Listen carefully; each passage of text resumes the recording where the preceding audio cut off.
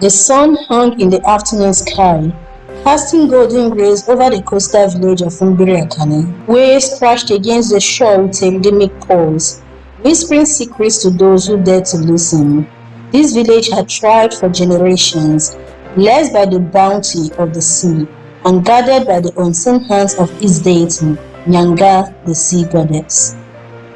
It was said that Nyanga's presence lurked beneath the waves, her mood dictating the fortunes of the fishermen and traders who depended on her waters. Those who respected her found their nets teeming with fish, their boats gliding smoothly over the tides, and soothing sea breeze caressing their faces. But those who crossed her knew only despair, despair so deep that they struggled to speak about it.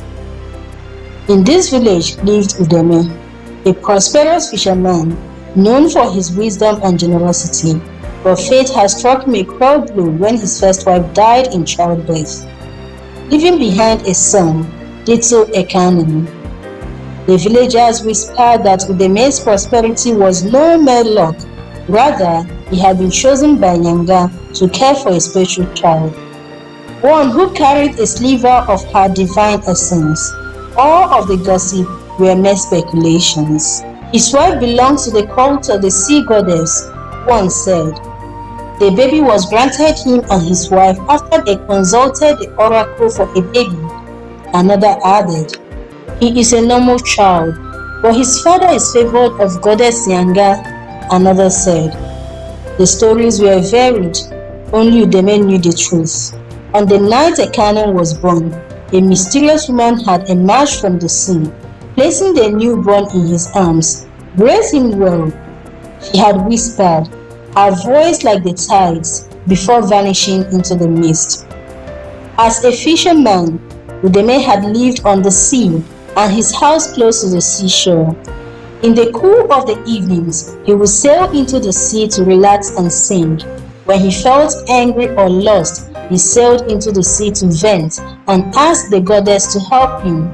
Unbeknownst to him, the goddess was always listening. His devotion and trust in the goddess had earned him her favor. His net was always full. They say the fish will not come when there is noise, but even when Udeme sang loudly, he still made a big catch. That evening when Ekane was born, his wife had died in childbirth and the baby with her. Udeme had taken the baby boy with him in his despair and left the house. Everyone believed the baby boy was alive when he left. He sailed across the sea to his father's grave. There he mourned the loss of his dear wife and the baby he never got to know.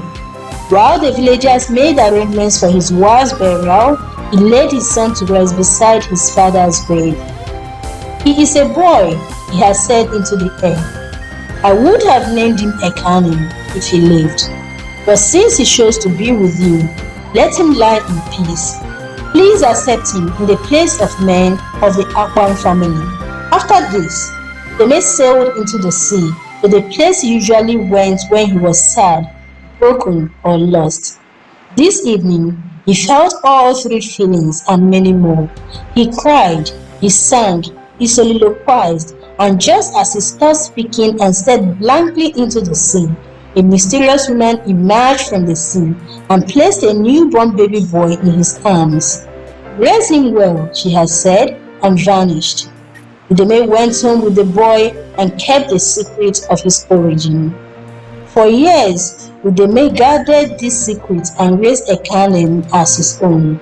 But when loneliness gnawed at his soul, he remarried. His new wife, Mfon, was a woman of striking beauty, but with a heart as cold as the depths of the ocean. She was cunning and envious, resentful of the love Udeme showered upon his son. Mfon despised Ekane, for no child of her own had yet filled her womb. She would rather see Udeme love her own offspring. She saw the boy as an obstacle to her happiness and power within the household. He was male and of Udeme's blood. Both count against her desires. The whispers of the villagers hinting that Ekane was special only fueled her hatred. She convinced herself that if the boy was gone, Udeme would finally turn all his attention to her. One evening, as the village prepared for the great Atarokwa festival, a ceremony that celebrates the traditional deities, Mfon found her chance. Under the pretense of taking a canem to visit the market, led him toward the cliffs overlooking the sea on the northern side of the village. The child, innocent and full of trust, followed without hesitation, his excitement growing with every step as the stepmother had promised him some gifts. Reaching the edge, she held the child in her arms, whispering false promises of love as she looked around, ensuring no one saw them. Then with a single breath, she cast him into the churning sea. The waves swallowed him, his cries lost in the howling wind. A wicked smile crept upon Mfon's face as he turned away, convinced that the sea had claimed the child forever. This end was the most treacherous part of the sea. No one dared the waters as the waves were high, the tide strong, and the current brisk. Nothing lost here has ever been recovered. They don't only get destroyed completely, they also get washed away, so far away that the fragments are found many distances away from the village. When Mfon returned without a canem, she had finished grief and told a story about the boy wandering off, and she was looking for him, and her husband and other villagers comforted her, believing he would turn up before the end of the festival. The little boy may just be too excited and would come home eventually. People went about the festival.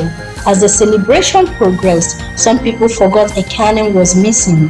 Mfon praised herself and counted this as the end. But the sea does not forget.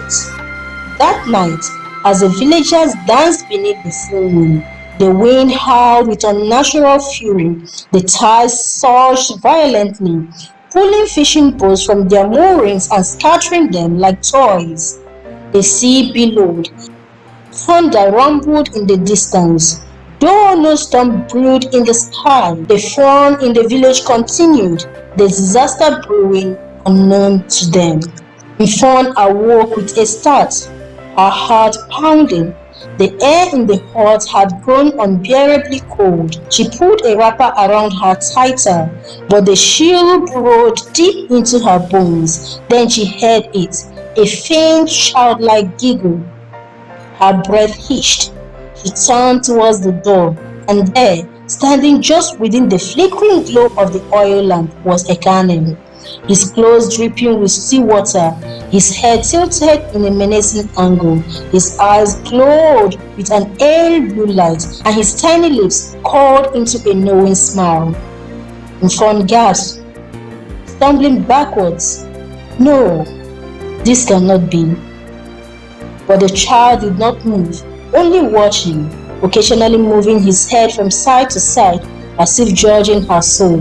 Then just as suddenly as he appeared, he vanished, leaving behind only a pool of salt water.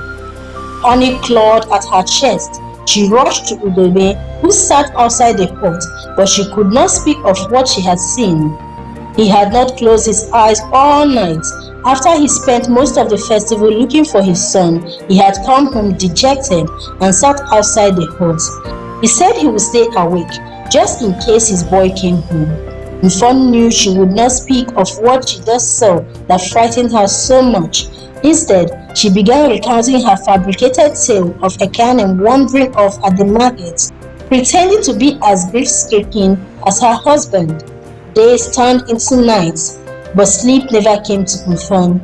Each time she closed her eyes, she heard the crash of waves, the laughter of a child in the dark, and the whisper of a woman's voice. You have wronged me. The voice was always there, waiting in the shadows, whispering in her ears, the voice calm but stern and full of rage. Her suffering began subtly. Food turned into ash in her mouth. Her skin prickled as if invisible fingers traced over her flesh, and the shadows in her hut moved even when no one was near. Mfon could no longer hide her pain and suffering, yet she could not bring herself to tell anyone what she had done. The villagers began whispering. Her beauty had faded, her once lustrous skin now dull and marked by strange water-like veins. Then the dreams came, visions of drowning in endless waters, her lungs filling with salt and foam, unseen hands pulling her deeper into the abyss. She awoke, gasping each time, her throat raw with taste of the ocean. Mfon dreaded daytime as much as she dreaded the night. Each time Udeme asked what was wrong with her, she made up stories about cold and something about women's sickness. The dreams, she claimed, were mere nightmares that came with the sickness. Udeme was too absorbed and sad, searching for his son and hoping he returns to keep probing Mfon. She is a grown woman and she can take care of her affairs. One night, unable to endure any longer, Mfon fled to the village priestess, an old woman named Mamekaite, who was said to have wisdom beyond mortal years. The priestess listened in silence as Mfon wept, confessing her crime. When the confession ended, Mamekaite's expression darkened. "Foolish woman," she hissed. "You have cast away not just an innocent child, but the sea goddess's own blood. The spirits of the deep cry for justice. The anger of Nyanga rages against you." Terror gripped Mfon. "Please save me," she begged. Mamekaite shook her head. "There is only one way. You must return to the sea and beg for mercy. If Nyanga wills, she may spare you. If not," her words straight off, heavy with warning. Desperate, Mfon ran to the cliffs where she had cast Ekanem away. Some villagers followed. Her actions had been odd, desperate, and her eyes full of dread. The wind howled as if mocking her. She fell to her knees, wailing, pleading for forgiveness. The sea shone violently below, and from its depths a figure arose. A woman with flowing hair made of seaweed, eyes as dark as the ocean's abyss, her form shimmering with ethereal light. Nyanga. The villagers gasped and took several steps backwards. Nyanga rarely emerged in her full form. Whenever she did, something terribly wrong had happened. What had Mfon done? Why was the sea goddess here on the surface in person? People whispered one to another, but no one dared speak out loud. Instead, they watched and listened from a distance. Mfon trembled as the sea goddess spoke. "You sought to rid yourself of my child, believing yourself above divine judgment. But the sea does not forget, nor does it forgive so easily." The waves surged forward, rising unnaturally high. Mfon screamed, scrambling backwards, but there was no escape. The water crashed over her, swallowing her whole.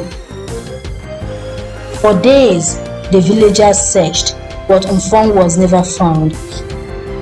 Some say she was taken by the sea, condemned to wander its depths as a restless spirit.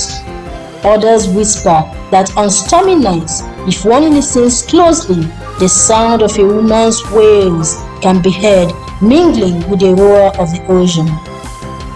This is the reward of wickedness, some said.